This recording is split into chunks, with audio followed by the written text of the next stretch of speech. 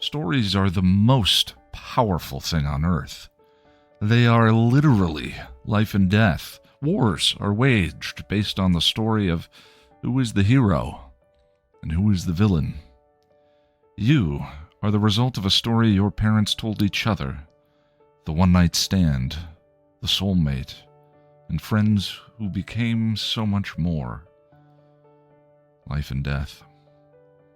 So wouldn't you like to understand them better, these stories? How Story Works, an elegant guide to the craft of storytelling by Lani Diane Rich, demystifies stories and helps you understand why you love what you love, why you hate what you hate, and why prologues are almost always a bad idea. How Story Works by Lani Diane Rich. Available on Amazon in ebook, audiobook, and paperback form. Get your copy today.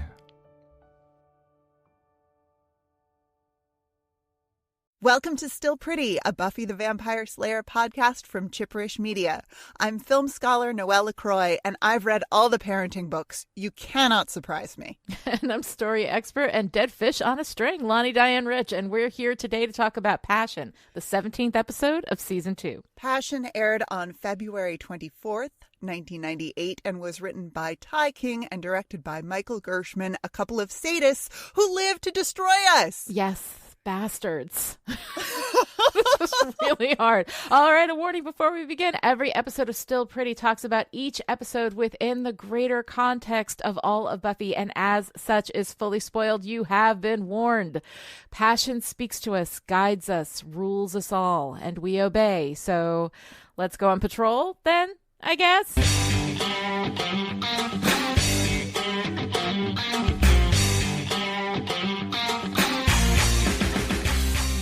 In Passion, Angel stalks Buffy and her friends to an internal monologue about passion. He watches her as she gets ready for bed, then sits on her bed as she's sleeping. Passion rules us all, and we obey. What other choice do we have? Buffy wakes up in the morning and finds a drawing of her sleeping that Angelus left for her to find. She brings it to Giles, and they decide to try to find a spell that will de-invite Angel from Buffy's house, Willow's house, Giles' apartment, and of course, Cordelia's car. Giles goes to Jenny, who hands him a book that might help, and the two talk. I just want to be right with you. I don't expect more. I just want so badly to make all this up to you. I understand. But I'm not the one you need to make it up to. Buffy tells Joyce that she and Angel were dating and broke up, and asks her not to invite Angel into the house should he come by. Jenny goes to the magic shop and gets an orb of Thessala, telling the shopkeeper she plans to give a friend his soul back. At school, Buffy talks to Jenny about Giles. He misses you. He doesn't say anything to me, but I know he does. And I don't want him to be lonely. I don't want anyone to. Buffy and Willow are de-angeling Willow's house when Willow finds a drawing of Joyce in her bedroom. Cut to Joyce coming home from grocery shopping to find Angel obsessing about Buffy. She asks him to leave, and he tells her that he and Buffy slept together. Joyce rushes into the house, and Angel follows only to find himself blocked from coming in as Willow and Buffy perform the spell. Sorry, Angel. Change the locks. Giles and Jenny speak at school, and she tells him she has some news. They agree to meet at his place later that night to talk. Jenny saves her work to a yellow floppy disk. Oh my god, a floppy disk! And just as she's about to leave, Angelus shows up and throws her computer to the floor, where it immediately catches fire. And that's not how computers work. I mean, we freak out over romaine lettuce. If computers just burst into flames every time someone dropped one, the whole world would be on fire. And then... Lani. Oh, right. Sorry. Okay. So Angelus smashes the computer and the orb of Thessala, and then chases Jenny through the school and snaps her neck. Sorry, Jenny. This is where you get off. I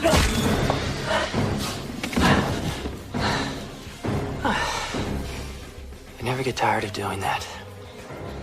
At Buffy's house, Giles shows up to check on the ritual, and things are going pretty well, except that Joyce is upstairs, having the absolute worst sex talk ever in the history of sex talks. I swear to God, for a moment there, I thought this bitch was going to pull out the chewed gum metaphor, but whatever. Ugh! Joyce and Buffy talk, and Giles heads to his apartment where he finds candles lit, champagne cooling, and rose petals strewn all about, set up by Angelus, who also left Jenny's dead body in Giles's bed.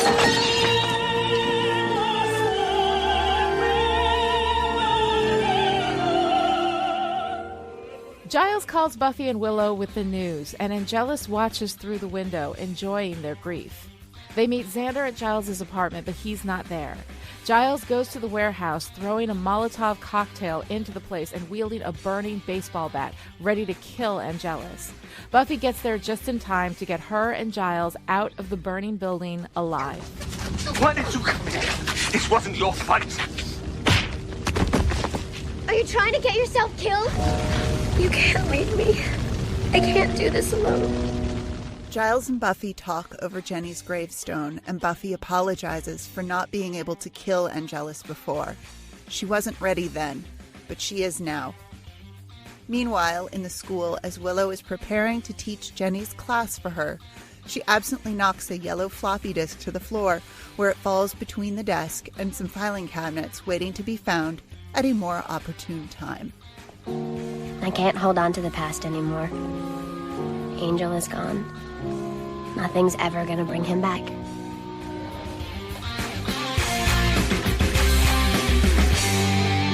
All right, so Noelle, passion. This is one of the first episodes of Buffy that is so very, very Buffy. It takes us to this really dark place. We kill one of our major characters. This is all kind of new ground for us. It's not terribly funny. We have like maybe one or two actually funny lines in there, you know? Yeah. But most of it is just heartbreaking and dark. And I'm really, really interested to know what you think. Okay, so this episode is so dark. I mean, and not just thematically, because holy shit, but yes, visually. Visually, this is a dark episode, and I have really mixed feelings about this aesthetic. Because it makes me, first of all, it makes me incredibly nostalgic for the X-Files. Right, where entire scenes were lit merely by, you know, flashlights that the main characters half a flashlight and right. Ridiculousness. But it's absolutely beautifully shot. I mean, the Scoobies walking home from the Bronze past what looks like a couple, and then this body just drops to the ground and Angelus steps out. I mean, it's gorgeous. It's so good. But there are also moments where I have zero clue what's actually going on because it's so dark. I mean, when Angelus is chasing Jenny through the school, it's hard to get a sense of even where they are. Yeah, right. Or how much space there is between them. And it's really disorienting. But that's also kind of great because isn't that the point? I mean, the moment where he catches her, how did he get up those stairs so quickly? Right. But it doesn't really matter because it's not about the physics of it. It's about her terror. And I am just with Jenny in that moment. Yeah. And then he just snaps her neck. He doesn't even bite her. I know. She just crumples. And it's it's so like thematically on point. All of these like really dark visuals and the really just, I mean, there's like no light anywhere in this episode. And we hear several times that Angel isn't the person he was before. Right. As, you know, Buffy reflects on this with several different people. And the like disoriented in the darkness sort of feeling watching this feels really appropriate for that experience. I mean, we are really hitting this hard that no, he is changed, and he's not just a little bit changed. It's not like sort of whimsical, you know, he's kind of a mustache twirling villain. He's like he's sadistic and and we're seeing what he is. Like, we're experiencing what he is. Before, we just had the stories, you know? Yes. Giles would talk about things that Angelus had done, you know, and he was terrible. But it's that difference between showing and telling, which is one of the things that writers always hear about. We're always like, show, don't tell, you know?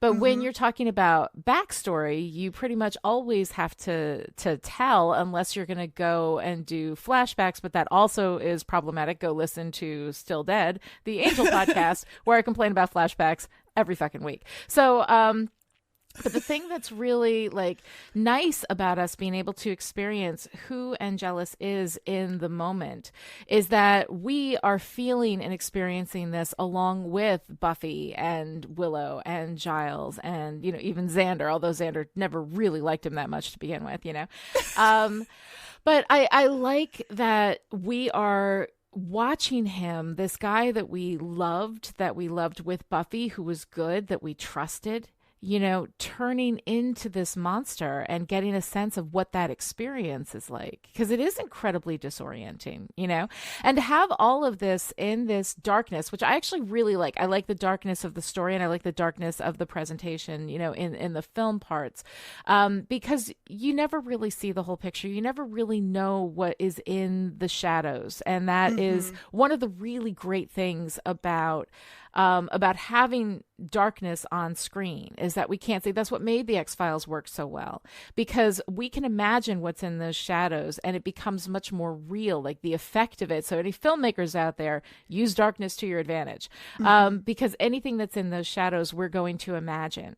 And our imagination is going to be so much more powerful than anything anybody can put on screen. And especially if you don't have, the effects budget to be able to do something really, really convincing on screen, using shadows and using the momentum of the viewer's imagination can be like so much more effective, so much more powerful. It's absolutely a fantastic way to do it. And here we have that disorienting experience, the way that Buffy and all the Scoobies have had, that we don't know what's in the shadows, but we're scared of what might be there. We're scared of what we imagine is there, and here is Angel lurking in the shadows, leaving little messages that he was there. But if he had not left that picture for Buffy, she wouldn't have known.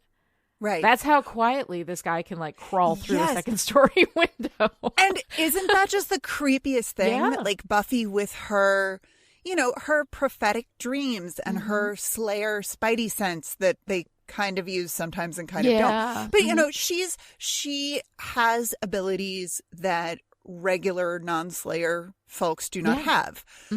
And she doesn't notice in the moment that he's there and like caressing her forehead and it's so, I know, it's so creepy, but it's so perfectly Angelus. I mean, exactly. I think Willow says, they're talking about, how he's changed later on, and Willow says, but you're still the only thing he thinks about. Right. And we really get this, like, I mean, this truly dark story of the stalker boyfriend. Yeah. I mean, David Boreanaz, when he's doing Angel as love-crazed boyfriend in that scene where Joyce comes home, he is so good. Yeah. And so scary as that guy who's just a little bit like, he's unhinged. Yeah. And separate from the whole, like, he's a soulless vampire thing. Right. Like, he's a scary dude in that moment. Yeah. And there's a lot of that. I mean, I don't know how I feel about how much time we spend with Angelus. I don't know.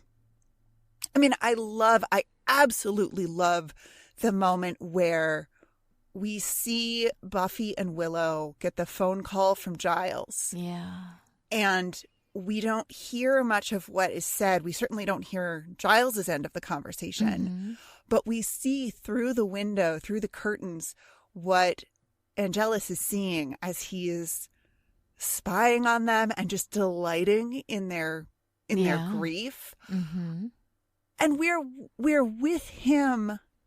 So, not with him as in rooting for him, but with him, we're experiencing this in his perspective. Point of view. Yeah. And I'm fascinated by that decision. I think it works really well, but I don't know how I feel about that. Do you have thoughts about that and like the voiceover? I mean, that it's Angelus who brings us into this whole thing. Well, typically, okay, there are certain things, like I mentioned flashbacks earlier. There are certain things that writers do that tend to be weak. They're weak narrative devices, or not that the narrative device in and of itself is weak. It is value neutral. Everything is about how you use it. But typically, it is the insecure writer who turns to voiceover in order to provide that backstory or that info dump or exposition, right? And it is the insecure writer who turns to flashbacks so that they can show us the past, when it is not necessarily, it doesn't have a story of its own. It's just reflecting back on the present moment. Generally, my advice is stay in the present moment. That's where your story is. Stay with your story. Don't break your story so that you can go and explain something, because explanation is the worst. That's why poor Giles, every week when he's got all this expository dialogue, which there's some explanation you have to do, because otherwise people are like, well, I don't know, why is this working, blah blah blah, So trying to find a clever way to fit exposition into the story is very, very difficult. And sometimes you just have to slap it over top, like some tar on a roof shingle. You just got to slap it on there, slather it on, move it around, and then move on with your day, because there's not much else you can do, So there are times where you're really in a corner as a writer, but overall you want to avoid that kind of thing. Now, in this particular instance, the voiceover is not serving as as an expositional fairy kind of thing. It's not serving up exposition. What it is it's kind of delivering this sense of everything through Angelus's perspective, that we're seeing this creepiness coming from him in this almost poetic ode to passion, that as if what he is doing is about like that passionate feeling. He's showing that dark side of passion, which we associate more with just feeling so strongly about something that you love, But he has this obsession with her. It's this dark side of whatever you would call that love, from a vampire, right? Because they can love to a certain degree, but it's always twisted. It's always dark, So I really like actually the voiceover with Angelus. I think that it is, I think that it's interesting. I like the way it's written. It has sort of this poetry about it. You sort of get this sense of how he views what he's doing to her as being about a passion, and having sort of a thematic element to it. But at the same time, like, we open with this voiceover about passion. We see certain things from Angelus's POV. We see the warehouse scene with Drew, with Drew and Spike. That's Angelus's POV. We see him watching through the window. That's Angelus's POV. But we don't get anything else, I don't think, in this episode from Angelus's POV. So it feels like it's something that we use in the moment, but we're not carrying it through the episode. Like, had we bookended on his voiceover again, had we had him close this episode out, and used that. I mean, I like the way we ended the episode. I thought it was really cool, where we hear Buffy telling Giles, I wasn't ready before, but I'm ready to kill him now. Nothing's ever going to bring him back. And then as she's saying that, like, we see the floppy disk fall into the space between the desk and the filing cabinet. So we do get, like, it's a nice ending the way that it is, but in the context, in the greater context of the overall episode, we open with this poetic Angelus POV, and we don't close in that. So it feels like we've opened up this space where we're in Angelus's POV to the point where when Buffy and Willow find out about Jenny, we are seeing that in his POV, but we're not closing it. Like, we're not taking it and really utilizing it all the way through the episode to make the episode about how Angelus sees all of this stuff, which is something that I kind of would have liked. I mean, not that the whole episode needs to be in Angelus's POV, but that when we dip into these things, that we opened up this space, but we didn't close it at the end. Well, he has a little bit of voiceover at the end where he talks about, he says, without passion, we'd be dead. And then we go to the scene with Buffy and Giles at Jenny's grave. Yes. And then in terms of, it's not voiceover, but it serves as voiceover because we're hearing Buffy talking to Giles while we're seeing Willow taking over Jenny's class. And oh my God, is that not just so heartbreaking? It's so heartbreaking. Yeah, but this little segment serves kind of like a coda. Yeah. So I guess they did close it out. I mean, so I got to take that back. They did close it out. But still, like, with this coda at the end, I just kind of wanted it to be more, I don't know. You wanted it to just sort of wrap up with I guess I Angelus. wanted it to end on Angelus. I wanted it to end on him the way it started on him. Yeah, an ending with Buffy to me suggests that we are making some sort of a parallel between them. That her drive to end him is equal to his drive to torture her. Yeah. That we're saying something about They're that. reflecting on each other a little bit. Yeah, it just feels a little bit messy. Like, I think it's good. But it's just a little bit messy. Yeah. Yeah.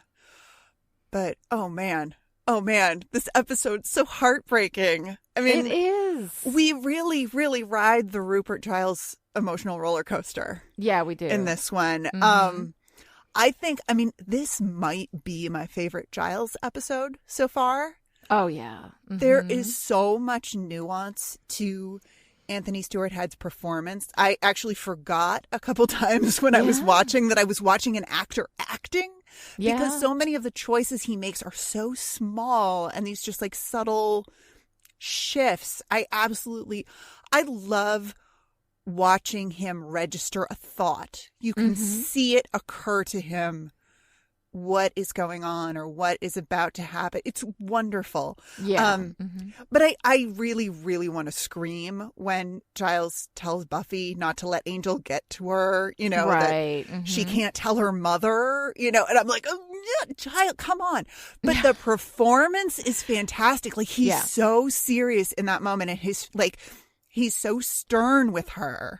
Yeah. And is that not just like the worst advice ever? No, actually, I didn't think it was bad advice, because I think that like what Angel wants or what Angelus wants is to goad her into doing something foolish that's going to get her hurt, and basically Giles is like, don't let him, push you to the point where you act rashly, because that's where you're dangerous. That's where you're in danger, So I think that he was just trying to protect her. I don't think that he was expecting her to not feel the things, but he just didn't want her to do something that would get her in trouble, because that's exactly what Angelus wants. But the whole like ignore him and maybe he'll go away. I mean, Buffy makes a joke about it, and Giles is pretty much. And really? Yeah, I mean, he's obviously clearly not going to go away. Yeah. So that part of it is bad. But I understand him saying, keep your cool. Don't let him goad you into, acting rashly, which is, ironic, because, of course, that's exactly what Giles does. Yeah. At the end, Yeah. Well, and almost gets himself killed. Yeah.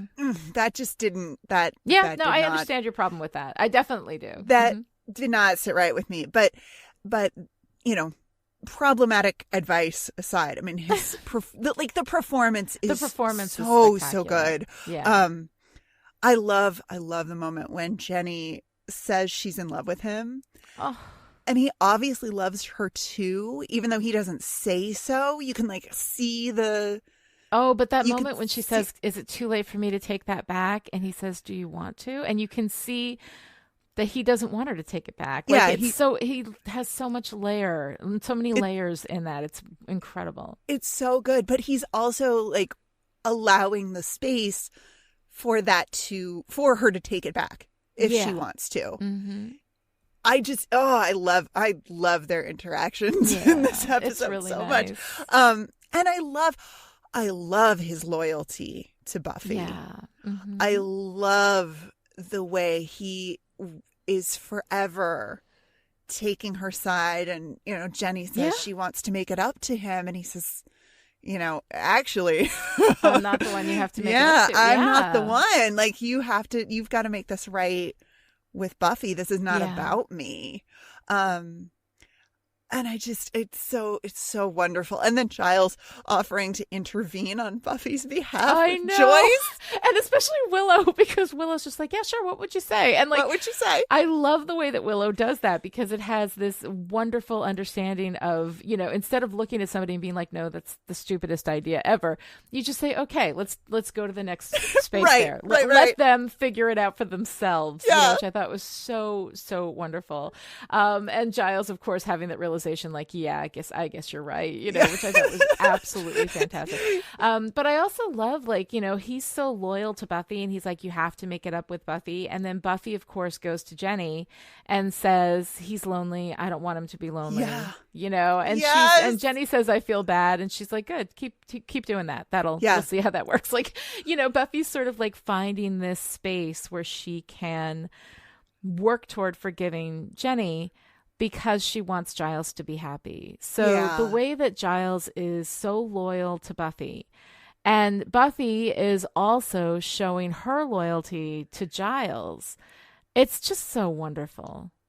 I know I say it probably every episode, but I love their relationship so much. It too. I know it's so love good. their relationship. It's so good. I love how complex it is, and I love watching them each like try to say the right thing to each other. Like they're trying so hard. Because they need each other. I mean, that's what she says to him at the end. You know, I can't do this alone. I know. But if we're talking Giles and we're talking Anthony Stewart Head's performance, I mean, you cannot get more just gut-wrenching than when he arrives at his house. Oh my God. And then he finds the note, you know, and of course we know, this is dramatic irony, like we know as viewers what the main character does not know, or the character that we're watching in the moment does not know, you know. So we go through this whole experience. He comes home, he finds the champagne, he finds roses, candles lighting all the way up the stairs, the little note that says upstairs, of course, written in Angel's hand, not in Jenny's, you know.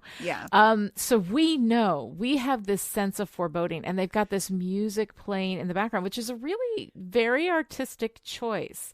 We don't usually go that sort of art house, you know, style with this, like, this, you know, classical music building up to this crescendo in the background, you know, as he's walking up, and then he sees her and he drops, you know, the glasses and the champagne falls to the ground. We hear that crash, and then we go back and see the close up of her dead eyes open, just staring, you know, her head at this weird angle.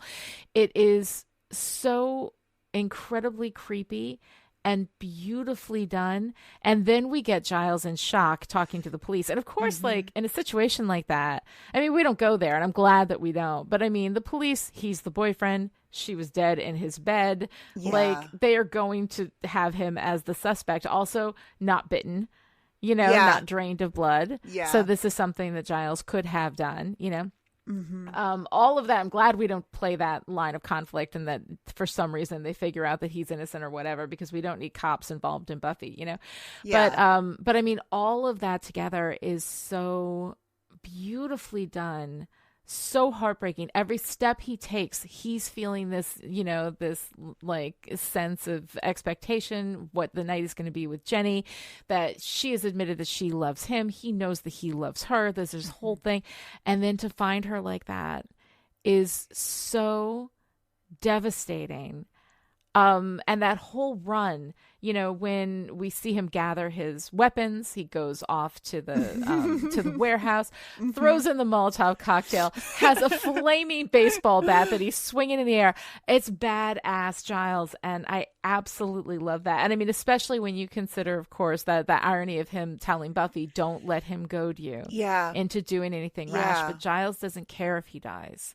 He just wants to get Angelus. And I love all of that. I think it is so beautifully done, beautifully expressed. And it's not out of nowhere for Giles, because we've seen that Giles has had a dark history, that, you know, he is capable of killing. He is capable of, you know, of going after a vampire. It's not like he is completely incapable in this moment. You know, I mean, he's not going to be able to take on all of them. You know, he does burn down the warehouse, so there is that. But it is just, it's so beautifully escalated, you know, like this is what the escalations are. And you're talking about the whole season.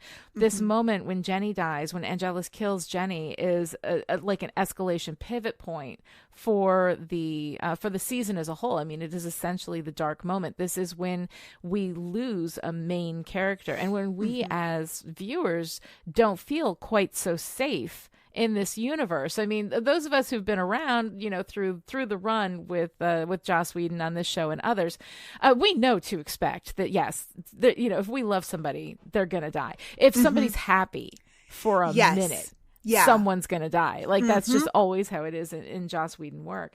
So we're kind of used to it. But at this point, like, this was Joss Whedon's first show. People didn't know what they were dealing with. This on the WB, in 1998, truly, truly shocking.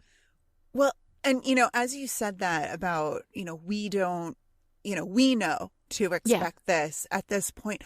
I am trying to imagine watching this, like, with the original run of the show, and how...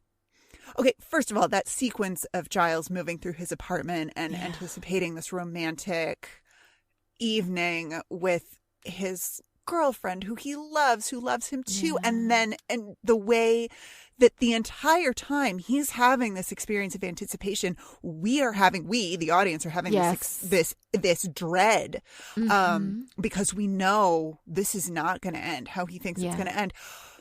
But what's so wonderful about that from a television standpoint and from a storytelling standpoint, for my money, is we get to experience Jenny Calendar's death twice, because we see her just fall to the floor and, and then she's gone.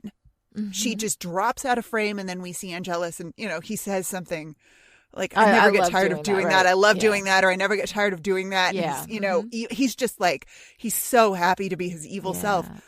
That's kind of anticlimactic on purpose. I think that she just, she's running, she's in terror, and then she's just gone.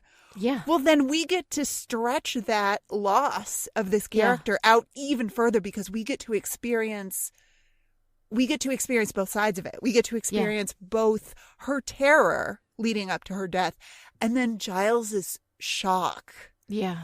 And it is, oh God, I can't even imagine, like, watching this in real time, especially when you had to wait a full week between episodes of things. I know, like that, in that moment, how shocking that must have been for people viewing it who didn't know what to expect from Joss Whedon. It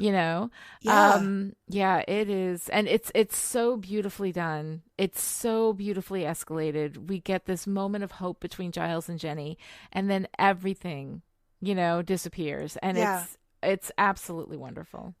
Like, from a narrative point of view. Yes. It's beautifully done. Yeah. Well, and it's that, like, wonderful brutal that we have talked about.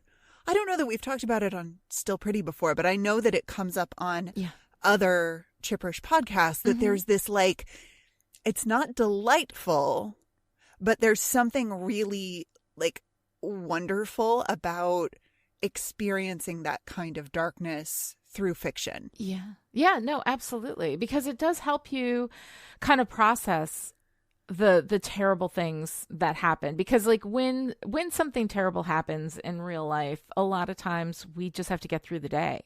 We have to shove it aside. We have to put it in a box. We have to put it in a crate. We have to set it somewhere and not go back to it, because it's just too much. It's too much to handle, Yeah. So when a work of fiction is able to replicate that experience, that loss, that grief, that shock, in this really, intense and emotionally, it's set up in a way that has that emotional impact. That actually is almost a therapeutic event for us like, pretty much everybody has had that experience to some degree. By the time they're old enough to watch Buffy, their heart has been broken at least once, right? By one thing or another. Sure. And you felt, to a certain extent, some of that devastation. And so when you go back and visit these stories that have darkness in them, that have that sense of loss. And especially when that loss is played out in an emotional context rather than just a gory, like, I'm thinking of Game of Thrones, which I've recently just watched all the way through, and I can't wait for season 8. Yay. But Game of Thrones, like, we have a lot of these kinds of deaths, but they happen so often, and they're so brutal, and they're so gory, and it's, usually swords going through people's eyeballs and shit. I mean, it's just like, it's insane. And it's going for that kind of visceral experience, as opposed to this like deeply emotional experience. And so here we have that shocking moment. He grabs her head, he twists it, we hear the crack, she falls to the ground. But that's all we see of it as far as like the shocking death of it, But then we go through the emotional experience with Giles, watching him, knowing with every step that he takes how awful this is going to be. And he takes one step up, and we don't rush through that, we have all of this. We wring every bit of emotional turmoil out of Giles walking up those steps with his anticipation of a wonderful night with Jenny. And this thing that he's been wanting for so long, and finally he can have it. And then to have that shocking and awful moment. And it's not gory. No. Jenny looks normal aside from the weird angle of her head, which isn't all that weird. I mean, it's weird enough that we know her dead eyes staring. We know that she's dead, But I mean, to build that emotional experience up and to let us feel that emotional, somewhat catharsis, and then, Giles' heartbreak and grief and rage as he goes after Angelus, all of this comes together to kind of help heal in that emotional experience, which is one of the things that fiction is so good at. Yeah. Yeah.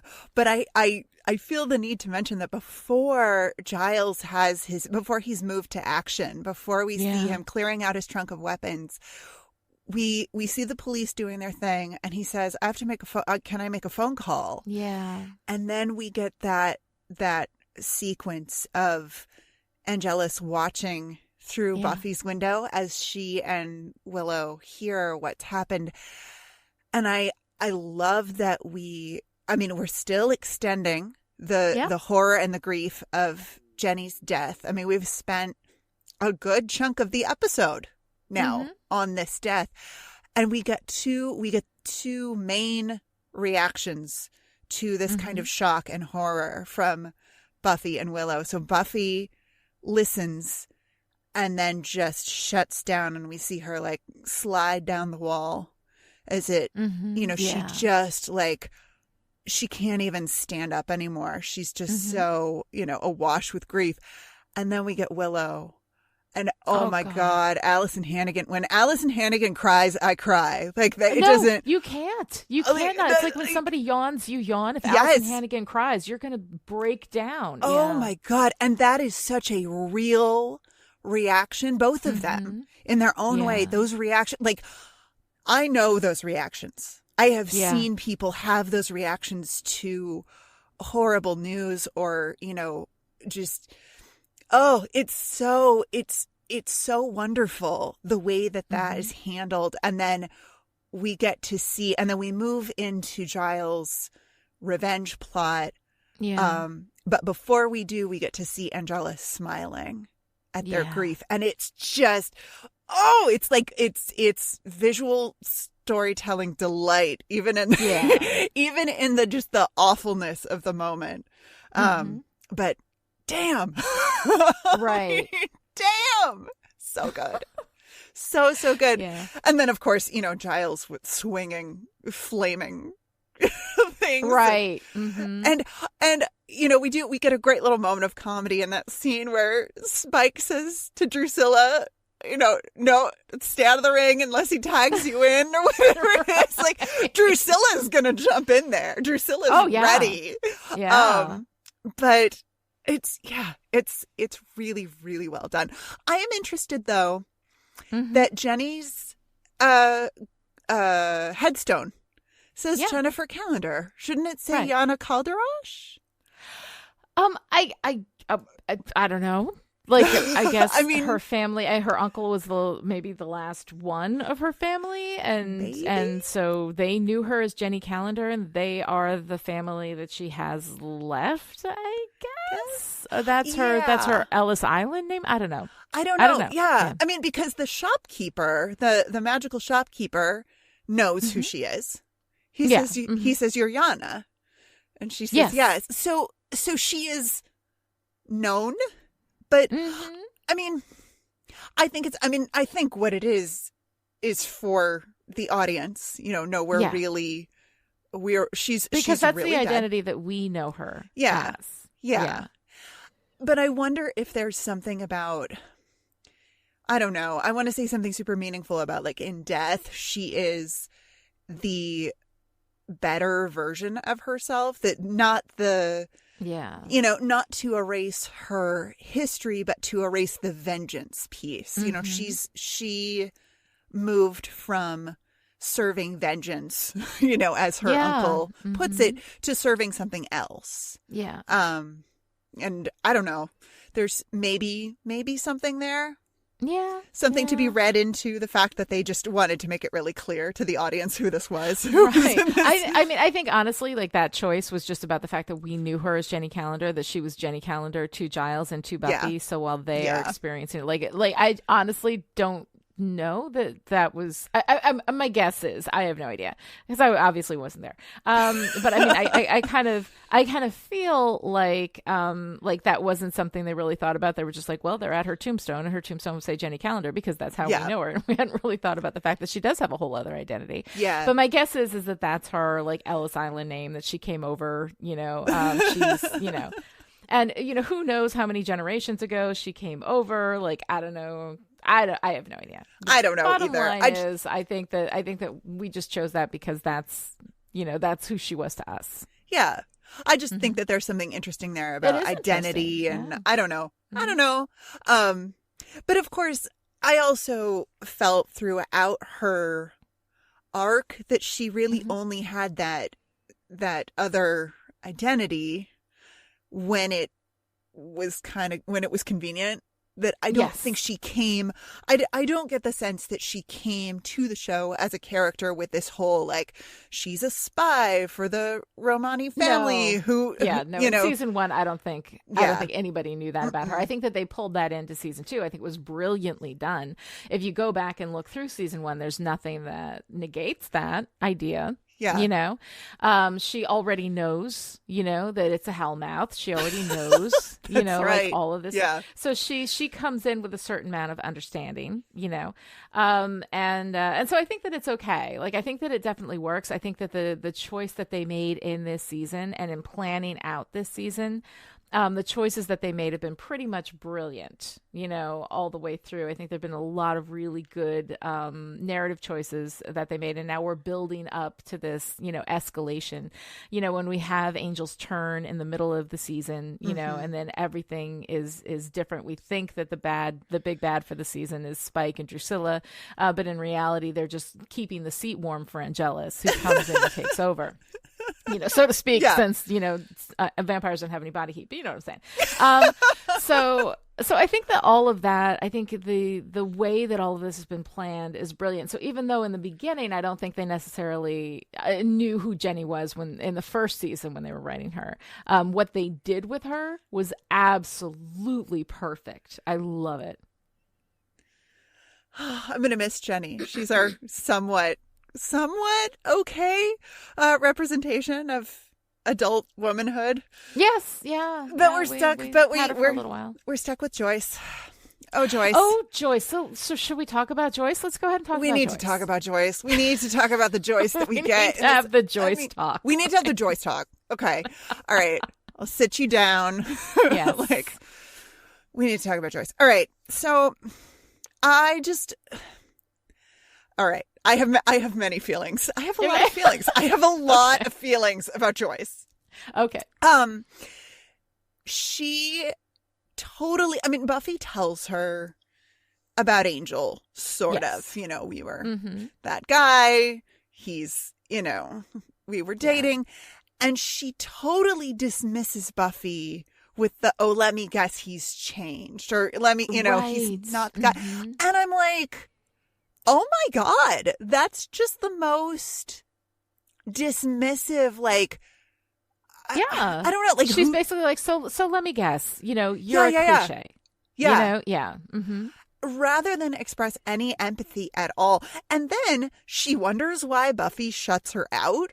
Yeah. I mean, God, if you brought your heartbreak to somebody and they were like, oh, let me guess, he's a total monster. You know, like, I'm not going to tell you anything. Right. Not a chance. Not a chance. But I love her immediately telling Angel to back off. Mm-hmm. She knows who he is right away, and it doesn't matter that he's doing his like charming, you know, love-struck boyfriend, which quickly turns into stalker boyfriend. Yeah.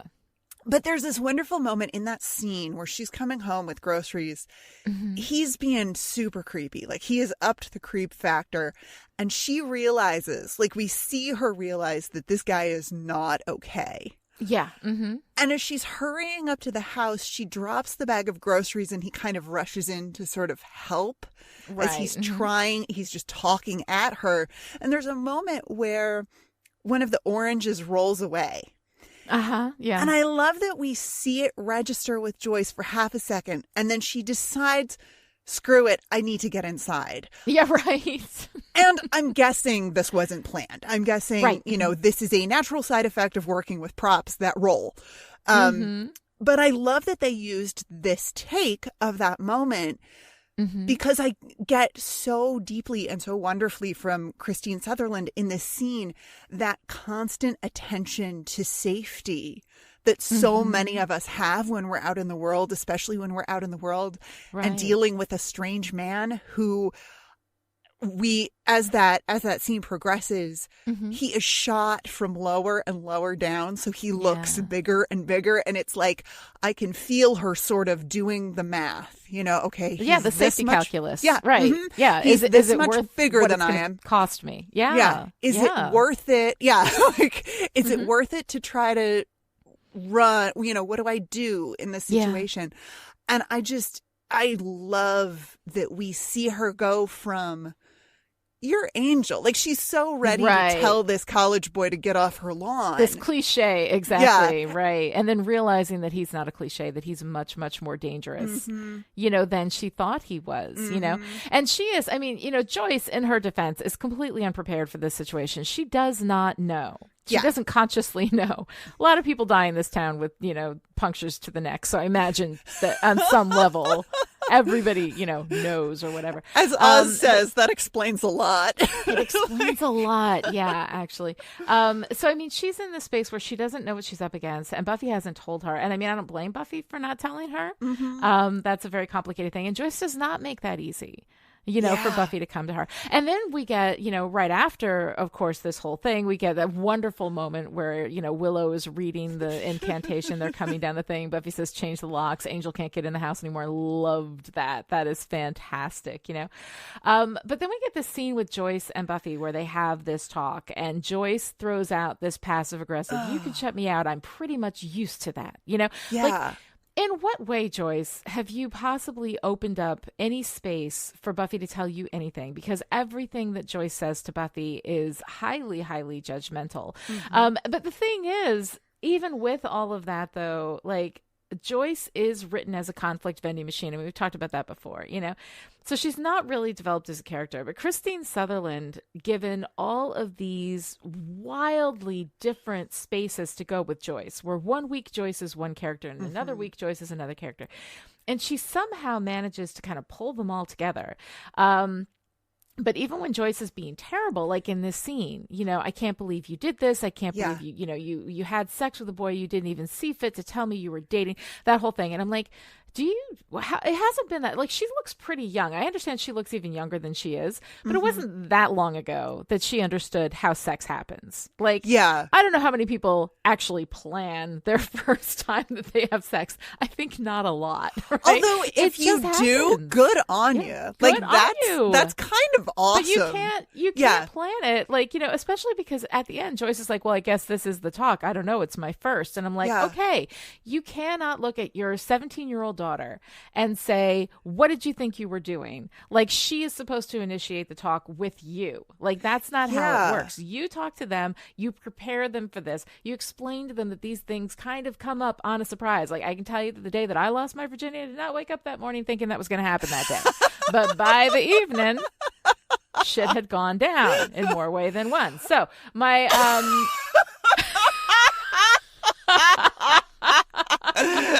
I'm just saying. So but the idea that Joyce is acting as though she has no knowledge of how these things work and has no understanding of her own responsibility and not having talked to Buffy about this sooner. This isn't a talk. If you have not proactively had this talk with your children, then you are going to retroactively have that talk with your children, and it is not their fault.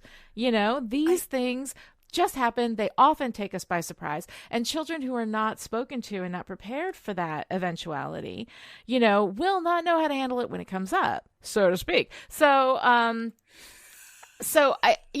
I find this whole talk with Joyce and her passive aggression and her disappointment and her judgment to be so wholly out of line. Yeah. That I can't take it seriously. And I just feel terrible for Buffy, who once again, you know, I just don't want to be disappointed in you again, which we had from Joyce earlier in the season, who once again, Buffy is feeling as though she is a disappointment, as though she has done something wrong here. And the fact of the matter is that she is not. This is a conversation that Joyce needed to have with her a couple of years ago. Yeah. And I mean, I don't really understand what Joyce is trying to drive home. That, like, you should have, like, is it, because I get about 9 different messages from Joyce in this scene. Like, you shouldn't have had sex. You shouldn't have you should have told me that you were going to have, like, you should have told me you were dating this guy. You should have done this. You should have, and I'm like, wait, what? Like, what? Yeah. Like, is there not to mention, Buffy was making out with Angel through her window, and Buffy goes out through her window every night. Joyce, perhaps you should have paid a little more attention. And I mean, had Joyce gone into this and said, you know, I'm sorry, Buffy, I should have been paying attention. I was so wrapped up in my own stuff, you know, and Joyce has been going through, I mean, she's a single mother. Mm-hmm. She's recently divorced. You know, she's dealing with all of this stuff. She lives in a crazy town where people are dying all the time. You know, her boyfriend came back from the dead and then disappeared and had an evil robot, literal which, skeletons in his closet. Right. Like, there's been some stuff. Joyce has been traumatized. Like, I would be completely on Joyce's side if she said, I am so sorry. Like, I should have had this conversation with you. I should have been paying more attention to what was going on in your life. The fact that you were dating this guy, you were in love with this guy, I didn't even know. Yeah. You know, like, I wasn't paying attention, you know? And I mean, that for Joyce to have had that conversation with Buffy at this time and then say, yeah, this was my first. I'm so, like, you know, I would have loved that moment for Joyce and Buffy, and it would have been so much more real. I have sympathy for Joyce not having had the conversation. I have sympathy for Joyce. All of the things that Joyce did, I have sympathy for. I have empathy for. I am a single mother of teenage girls. Like, I don't think either one of them is a vampire slayer. You know, I don't think so. I can't tell you if they were, though. I mean, I think they might. I've tried to open up a space where they can tell me anything. But, like, the fact is that Joyce is just being treated as a conflict vending machine, and we are not dealing with her as a real person. And I understand, because we're telling this story from the point of view of children, and children may not see that. Like, even if Joyce had this conversation where she says, I'm so sorry, I didn't pay attention, I didn't have this talk with you before, you know, that Buffy still might read it as a judgment and shame for her, you know, and all that kind of stuff. So if we're deep enough in Buffy's POV, you can probably, you know, maybe make some of that argument. I don't think you really can, but you know, but there's an argument to be made there that when you're really deep in somebody's POV, and that what people say in a conversation and what is heard from the other end are often completely different things. That is a reality, you know, whatever.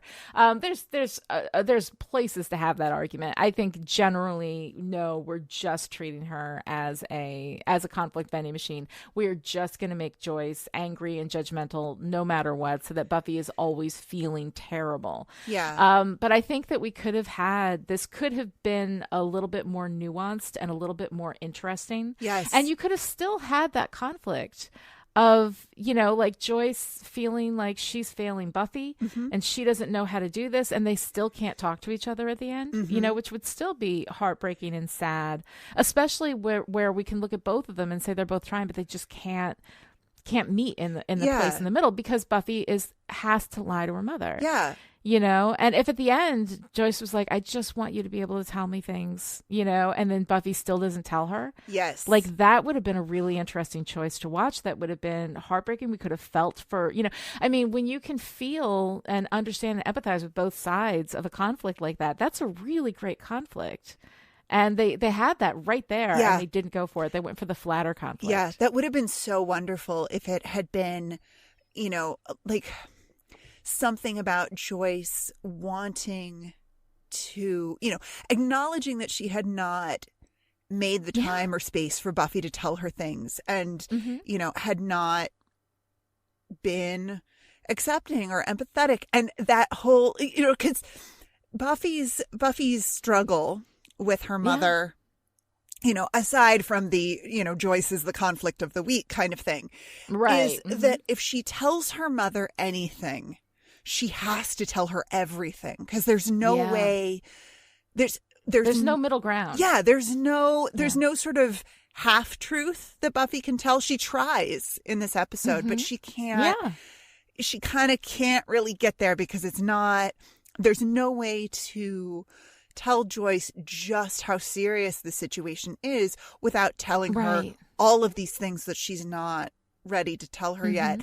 And I feel like we could have hit that a lot harder, rather than the I can't believe you had sex. I don't how can you not believe she's had sex? Well, and she's 17, and also this is when kids have sex. Well, I mean, a lot, not all, some, a lot. Yeah. But there's definitely we could have done what they did with Joyce, where she says, she's asking questions and then she says, I don't want to know. If we could do both of those we could do that with Buffy's whole identity, that her mother wants to know but doesn't want to know, and Buffy of course knows that, and and then to say, no, don't tell me. Yeah. Because you're telling her at the same time that you're saying, I can't believe you didn't tell me. You're saying, I don't want to know. Yeah. Like, how is a kid supposed to respond to that? Yeah. Yeah. I'm sorry, Joyce. That is your mental emotional gymnastics that you need to do. You need to work on your flexibility, because I mean, it's one thing to say, it's one thing to be honest and be like, okay, I may have trouble dealing with this. If you want to tell me, though, you need to be able to tell me. Like, I want to make a space for you to do it. It is okay to be able to say, I'm struggling with this. I don't know how to handle it. Parenting is overwhelming, and it's going to be like, there are so many things, not just the sex talk, but so many conversations that you have to have with your kids that you are completely unequipped to have, like that happens. It happens to parents are good at different things. Like, you're going to have a certain skill set in certain areas where you're going to be really good, and then there are going to be other areas where you're going to be lacking, because you're human, and because that's how it goes, so I mean, like, just being able to say, hey, this is where I fell short, this is where I'm not good, at being a parent, this is where I'm like not able to give you what you need, but I'm going to try, and I'm going to be here, and let's just stumble through this as best we can. Because honestly, just like that, the child knows that, that you can't do everything perfectly, that you can't meet every need for them, is fine, but that you're open and you're willing to talk to them about it, but to say, how could you do this? Don't tell me. Yeah. Like, I can't believe you didn't tell me, but don't tell me. Yeah. I thought you'd use better you had sex judgment. With a boy you didn't see fit to tell me you were dating. Yeah. Don't tell me anything. Right? Yeah. So, I mean, Joyce is putting Buffy in this completely impossible situation. How is Buffy supposed to navigate that? Yeah. Yeah. And then, of course, on the other hand, we have Buffy's other parent, who's not really a parent, but we've got Giles, Giles is the other parent. Yeah, Giles is the other parent when He's dad. he comes to the house and, Willow says, oh, it was great until Angel showed up and told Buffy's mom that they'd, you well, know, right? And he's like, yeah. And then she says, you do know, right? Oh, God, I love Willow. Willow's moment of... Willow is a joy. Oh, God, everything Willow. Everything Willow. I love Willow in this episode. We don't get... She's amazing. Oh my God, I love when she finds the fish. And then the next scene, she's over at Buffy's, like with the garlic and the crosses and everything. Yeah. Oh my God. Yeah, cut directly from I know that great shot through the aquarium to oh my God, Willow and Buffy sitting on Buffy's bed. Thanks for having me over on a school night. Oh my God. So cute. So cute. She's got a steak in her lap and oh baby. I love Willow so much. I love Willow. Oh, and her annoyance when Jenny shows up. Yeah. She's here. 5 hours of lesson planning down the drain. I know. It's so incredibly sweet. I love how excited she is to teach for Jenny, and then it doesn't happen, and she's like, damn it, Yeah. And then at the end, when she has to come in and step in for Jenny, and she says, I'll just go ahead with what her lesson plan was. Yeah. Until they get the new computer science teacher. And of course, the idea that there would be a high school student who would be teaching the class, I think maybe a little bit, whatever. Well, I don't know that really Principal happens, Snyder is not the most. Yeah, I guess. The man's running a school on a hellmouth. Like, is he going to be a stickler for, like, laws and whatever? I have no idea. Rules and regulations. Who cares? I mean, not saying that Willow isn't qualified. I think she'd be qualified. I'm just not sure you can have a high school student teach other high school students and actually have it meet, state standards for graduation requirements and whatever. But, whatever. Yeah, but that's yeah. Willow takes her role very seriously, which is wonderful. What if they don't respect my authority? I know. Oh my God. My word. She's so wonderful. And it's so heartbreaking. And then of course at that last moment when you see the little floppy disk fall into that space between the desk and the filing cabinet, which is the oblivion of everything, God, no, it's so incredibly good. Oh, little floppy disk and dot matrix printer paper. And matrix printers. I squealed when the paper comes out of the printer and it's got the little perforations on the side, and I was like, okay. No, remember those? And at the time you were like, oh my God, this is amazing. Yes. Right? Yeah. It is crazy. Don't get me started on technology because nobody cares, and I'll go on for an hour. Yeah. So let's talk a little bit about some of the things that kind of get skipped in this episode because it is so powerful. There's so much going on. Xander and Cordelia.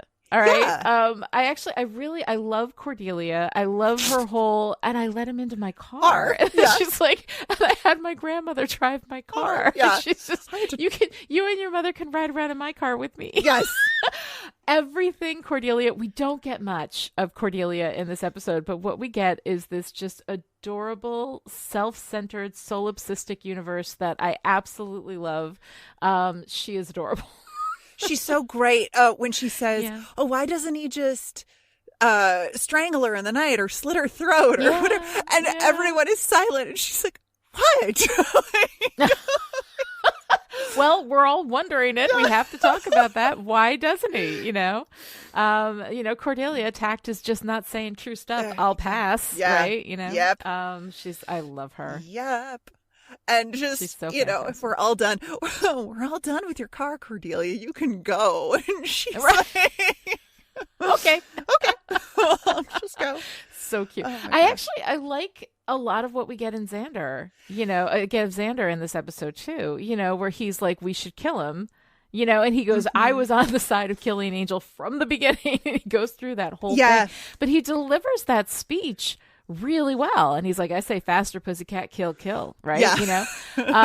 And So it's nice because we're building up this wedge, with Xander, who never liked Angel, but of course because he was jealous because of Buffy. It comes from a possessive space rather than he's a vampire space, although that's what he tries to blame it on.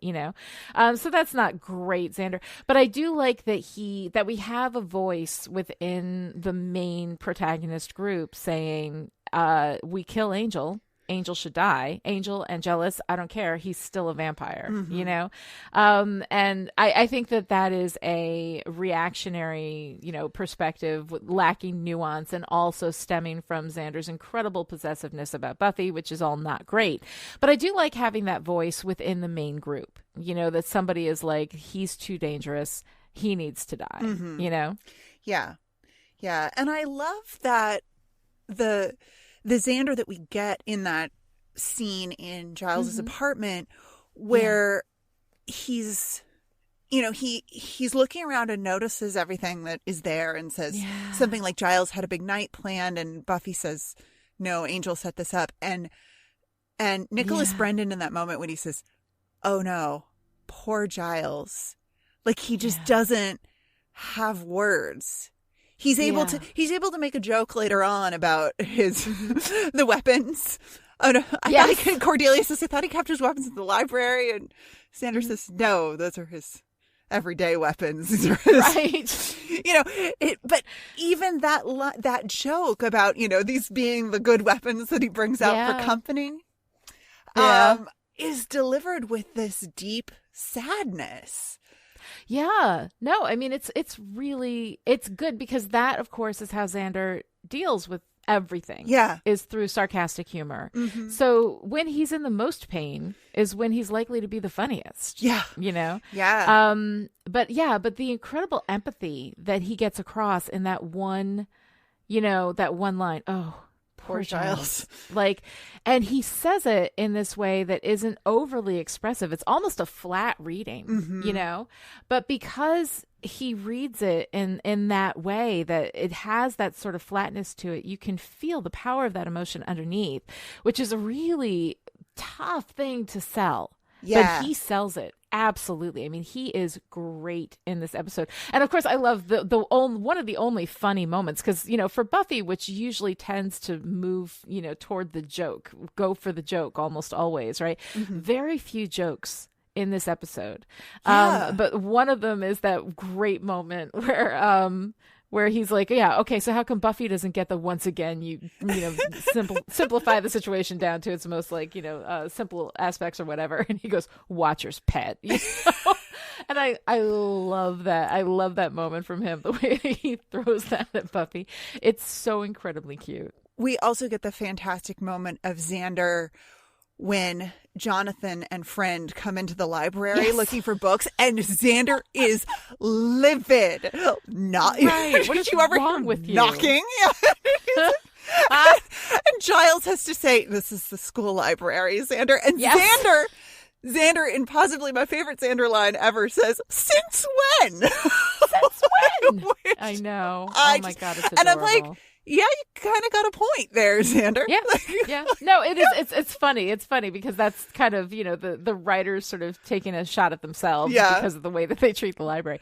But it is really adorable. And then, of course, everybody leaves and Jonathan comes out later and he's like, hello, can somebody check out my book for me? It is really very cute. It's a nice little moment. So there's not that much humor in this episode, but what there is, I think, is truly, genuinely funny. Really, really good stuff. Yeah. All right. So what are you wearing this week, Noelle? Well, because we get this really heavy poetry with Angelus at the beginning talking about passion, which of course comes from the Latin word for suffering. I was looking for some deep significance in what everybody's wearing because it is a very visually strong episode. Yeah. And there are some great outfits in this episode, but nothing that I feel is super meaningful. I mean, the characters are definitely becoming themselves wardrobe wise, by which I just mean that whenever I see a character wearing something, I'm like, oh, that makes total sense. That person would absolutely wear this. I mean, Willow's little smiley face backpack, Jenny Calendar's sheer floral bell sleeve top thing over a tank dress. I think that's what's going on there, but she just looks, she looks perfect. And I mean, Willow's fuzzy pajamas next to Buffy's silky pajamas is so perfect. Cordelia's button front shirts. Xander wears possibly the best thing that Xander has ever worn. That orange sweater with the green sleeves. If someone knows where I can get one of those, please let me know. It's pretty nice, yeah. But I don't really see a lot of meaning coming through the clothing. And I don't know if that's something that the show pulls out from time to time, like with Buffy's, white prom dress. Or if that's something that I'm remembering from later seasons where we have much more of a sort of a visual storytelling going on with the clothing. I think so. I mean, I don't think that there's a lot of significance. I think that you're right. These are absolutely outfits that they would wear. I do like, we have Willow's fuzzy pajamas and Buffy's silky pajamas, Buffy being the kid who has to grow up a little bit too fast, and Willow representing, still being able to hold on to innocence and childhood, that there's that sense of who she is, So I like that, but I think you're right. I'm not sure that there's a much deeper significance in these things.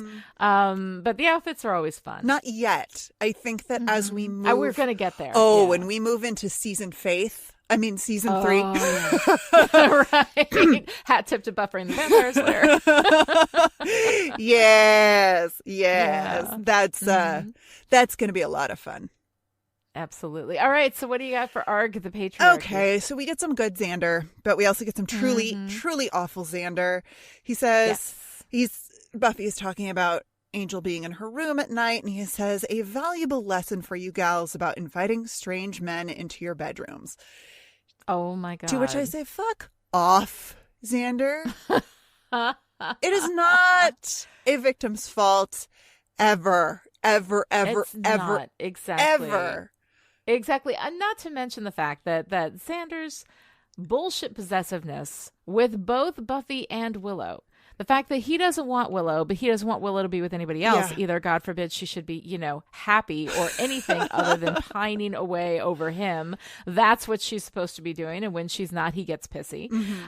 This possessive attitude that he has toward Buffy, that these are his girls, they're his women.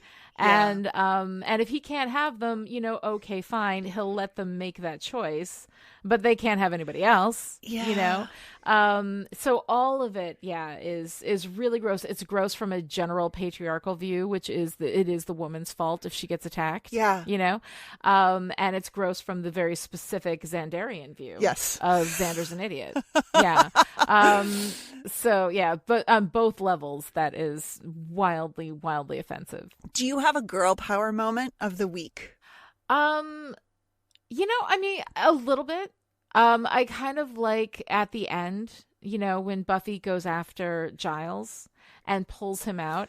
And I don't like that she hits him. I kind of hate that she hits him. I was going to ask you about that. After everything that he goes through. But when she drops down, like when she goes and she rescues him and she drops down at his side and she cries and hugs him and says, I can't lose you. I can't lose you. I like that in the moment. Even though his grief then becomes about her.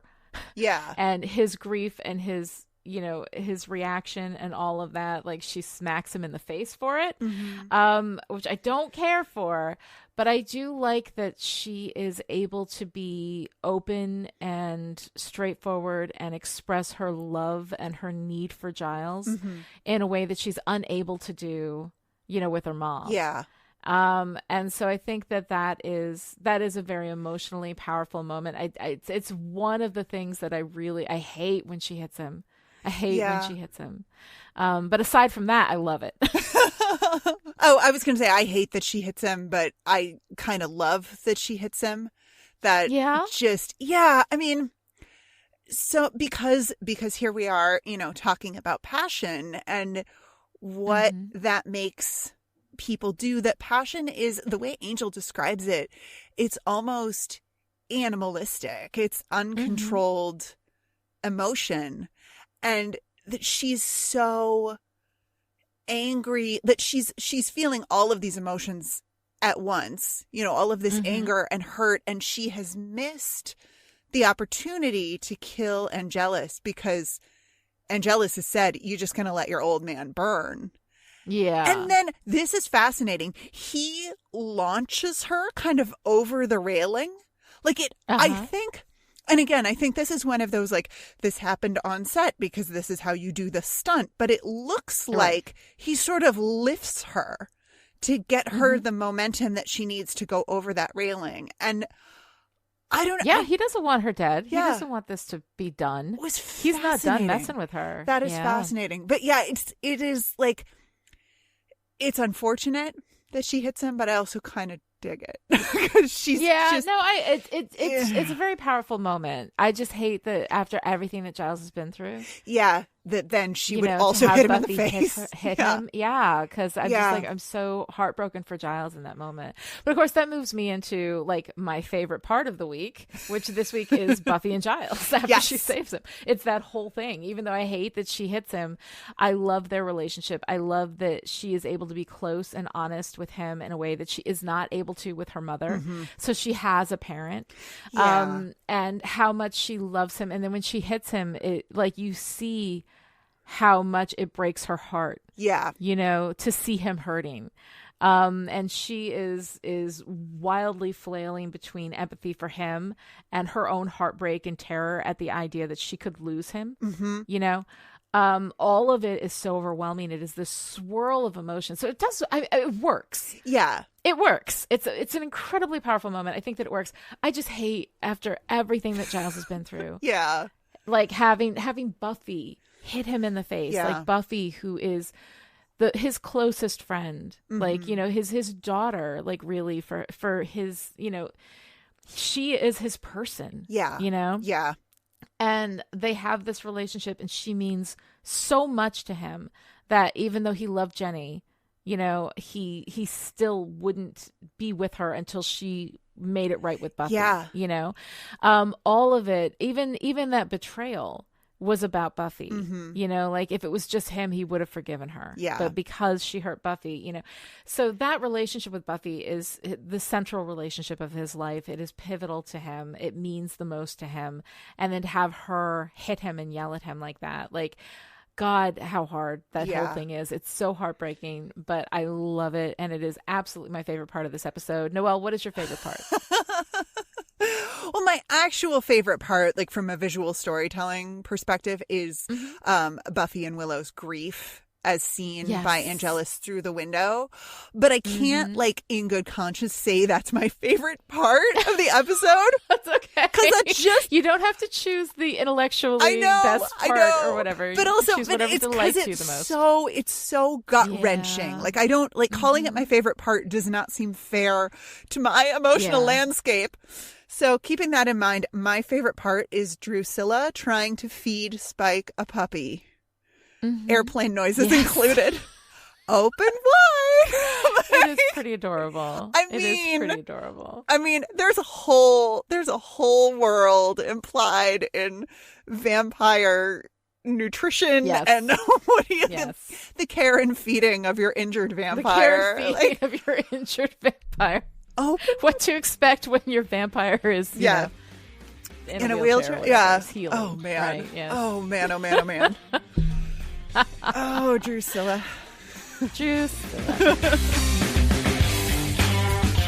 All right, that's it for today. Join in the discussion on Twitter. Follow me at Lani Diane Rich and Noelle at Noelle Aloud, and use the hashtag StillPretty. You can also visit the Chipperish forums. Go to chipperish.com, click on forum, and join in the fun. Or you can keep Chipperish Media going to the tune of $1 a month or more and gain access to the live chat in Discord, where you can hang out with me and Lani and all the Chipperish patrons in a pajama party sleepover with weapons thing. You'll also get access to exclusive patron content like our new podcast, Still Chipper, where the Chipperish hosts go off topic and talk about things and ideas that we find delightful. Visit patreon.com/chipperish to find out more. You can also show your support by giving Still Pretty a great review on Apple Podcasts, or by telling your friends about the show on social media, or by giving your friend his soul back. so he can write a great review about us. Chipperish Media is on holiday break until the new year, but we will be back with Killed by Death, the 18th episode of Season 2. Until then, how come Buffy doesn't get a snotty, once again you boil it down to the simplest form thing? Watcher's pet.